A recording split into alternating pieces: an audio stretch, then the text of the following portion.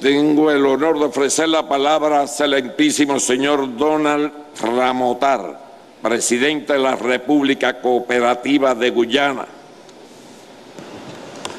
Thank you. Thank you very much, Muchísimas gracias, President Castro. presidente Castro. And allow me also to thank you for Permítame también agradecerle the good conditions that you've por las created excelentes here condiciones que han creado for our work. para desempeñar I would like nuestro also trabajo. to Quisiera también expresar Our appreciation for all the work nuestro agradecimiento por todo el trabajo que se ha realizado bring the unity para of the posibilitar que la unión de América Latina y del Caribe se estreche aún más, y una vez que podamos retroceder en la historia veamos que este ha sido un sueño de muchos que han estado antes que nosotros, y recientemente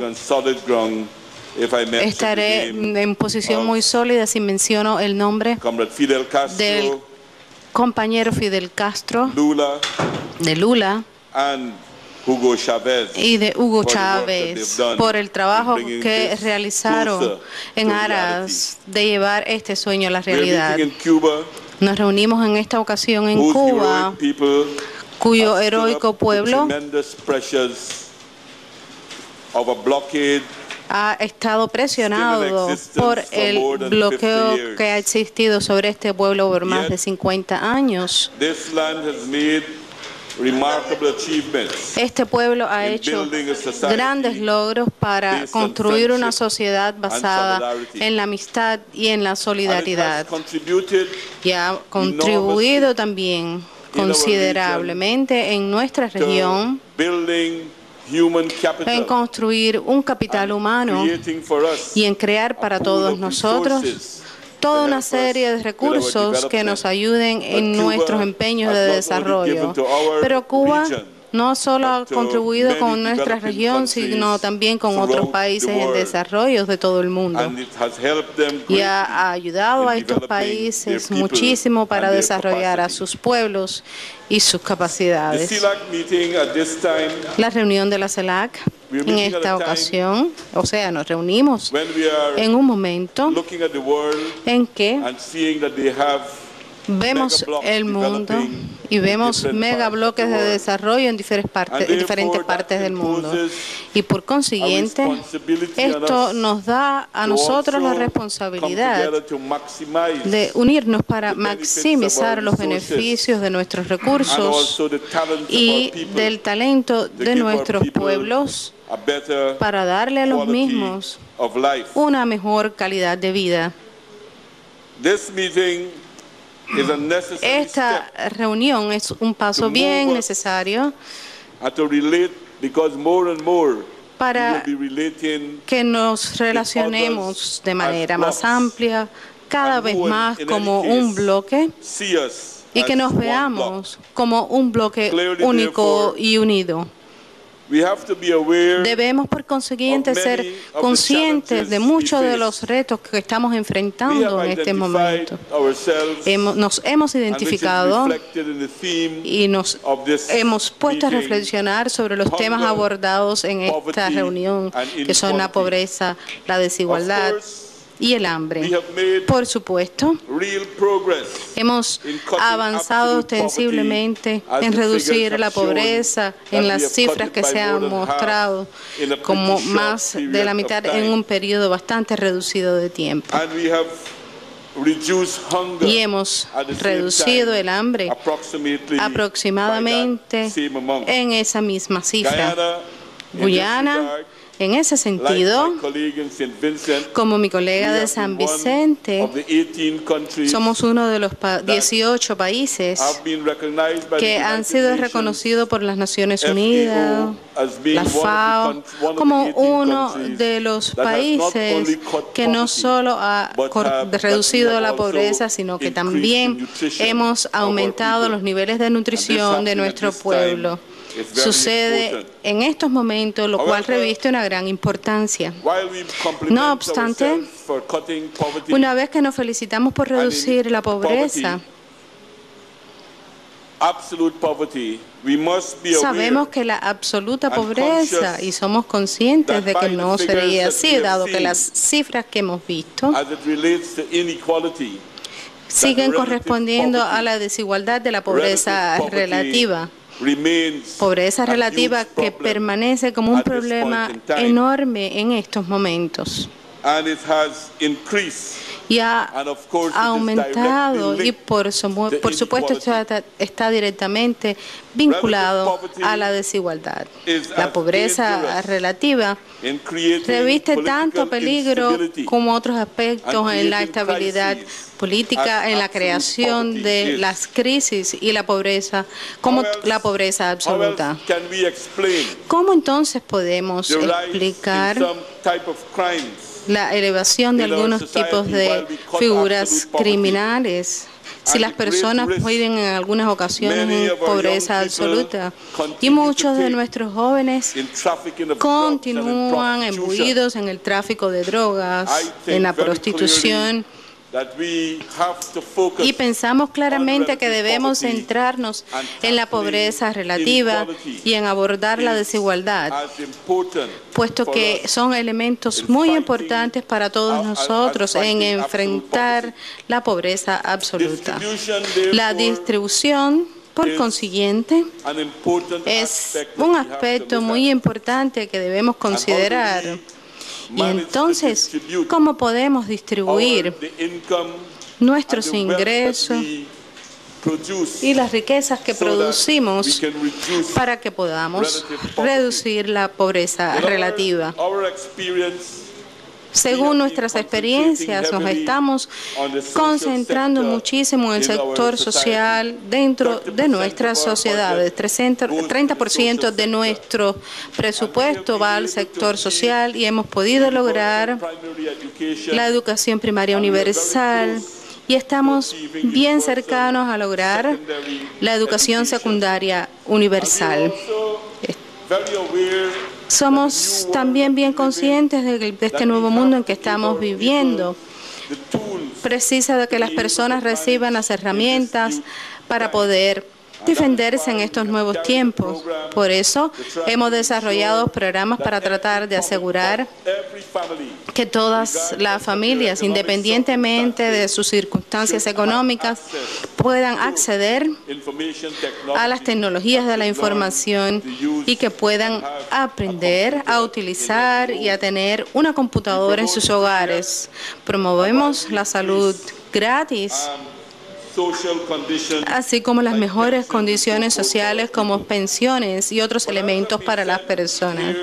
Pero permítanme también compartir con ustedes que sostener todos estos elementos precisa de un crecimiento de la economía y debemos luchar contra algunos de los aspectos mundiales del mundo y debemos hacerlo mancomunadamente. El cambio climático ha sido identificado como uno de los aspectos fundamentales a analizar. Se ha hablado mucho sobre este tema y sobre los daños que este pudiese producir por las vidas que se han perdido. Y mientras hablo con ustedes, tengo entendido que en Bolivia en estos instantes hay inundaciones y quisiera hacer llegar al gobierno y al pueblo de Bolivia nuestra solidaridad en su enfrentamiento a estas situaciones para que reduzca el impacto de estas crisis. Pero el cambio climático, decía, también ha afectado nuestra habilidad para garantizar los alimentos, para tener una producción y una inocuidad de alimentos y una seguridad de alimentos en nuestra región. Ayer hablaba en el caucus, en la reunión privada que tuvimos, que en los últimos 5 años en Guyana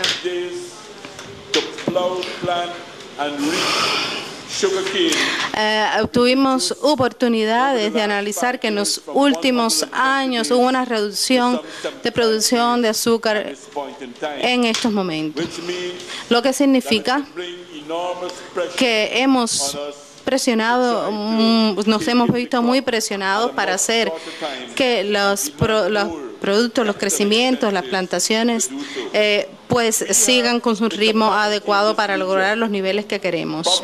En la región Tenemos personas muy pobres, pero enfrentamos y tratamos de enfrentar la situación del cambio climático. Tenemos grandes áreas forestadas, pero a partir de la ciencia sabemos que estas áreas forestadas, los bosques, son muy importantes para enfrentar y paliar los efectos del cambio climático. Tenemos estrategias de producción de carbón para poder lograr que en los próximos años podamos generar más de 90% de nuestra energía a partir de fuentes renovables. Es en ese sentido que estamos trabajando. Incluso en algunas locaciones del interior estamos instalando paneles solares conectados a la red nacional, de modo que podamos llevar la vida moderna a estas áreas y que estas personas puedan estar en comunicación con el resto del país y el resto del mundo. Pensamos también desarrollar el ecoturismo, dado que tiene un gran impacto en nuestra sociedad, y tratamos de llevar a las comunidades un desarrollo turístico. Queremos que se mantengan los dólares que se invierten por concepto de turismo en nuestro país y que no sean exportados por concepto de alimentos y otras razones.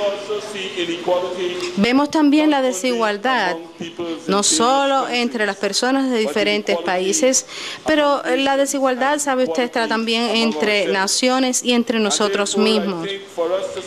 Pienso, por lo tanto, que para lograr éxito hemos de desarrollar más vínculos económicos entre nosotros.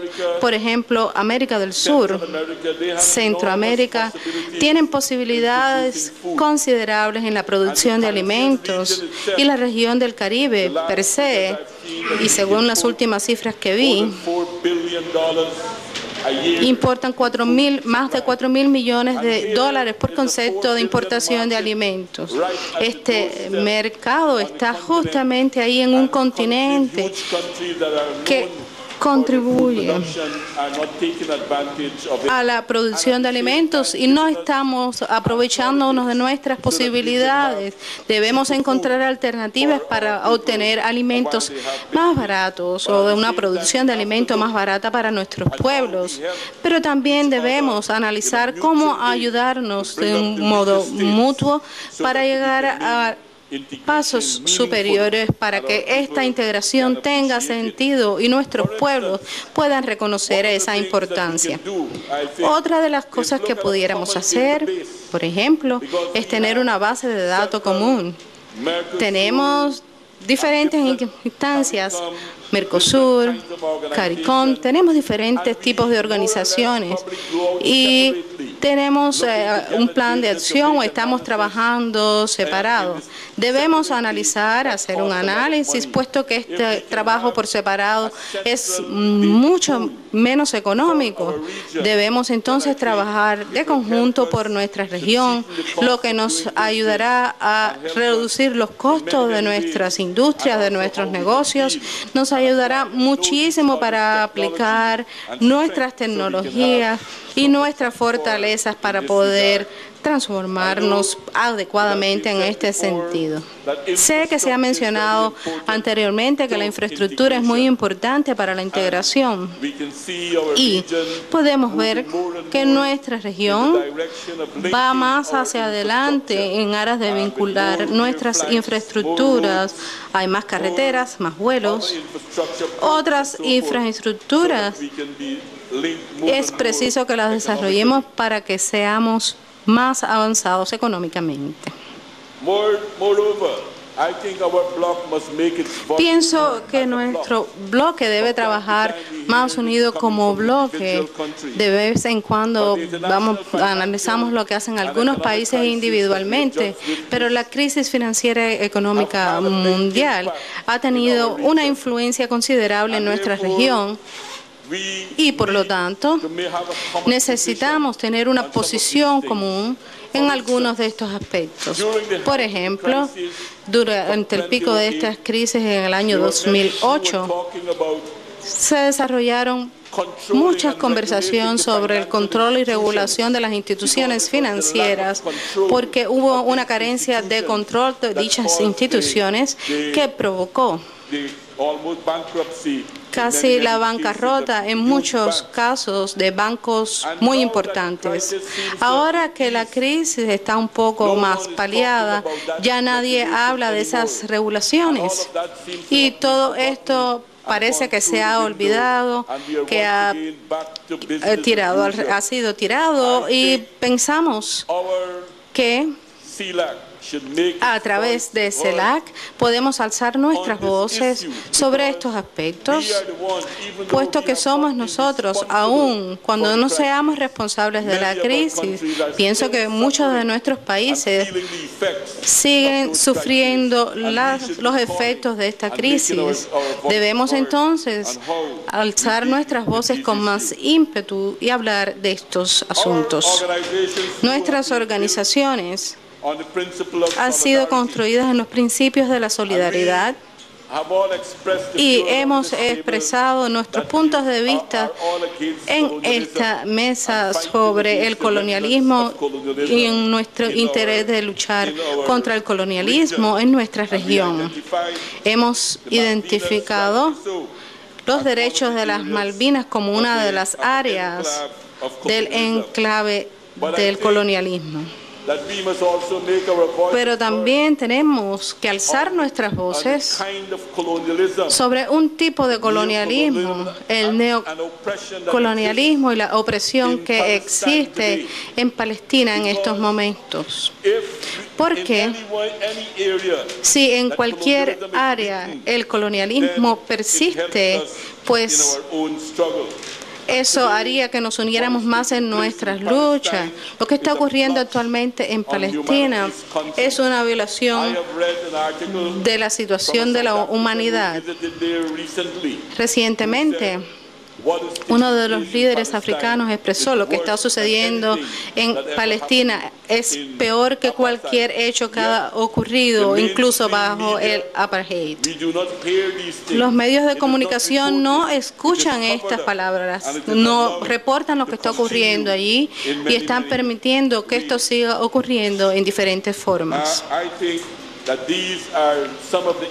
Pienso que estos son algunos de los aspectos que queríamos manifestar en cuanto a nuestras preocupaciones, aparte de que hemos firmado aquí un acuerdo donde enfatizamos que nuestra región debe ser una zona de paz y también debemos hacer sentir nuestras voces, no permitiendo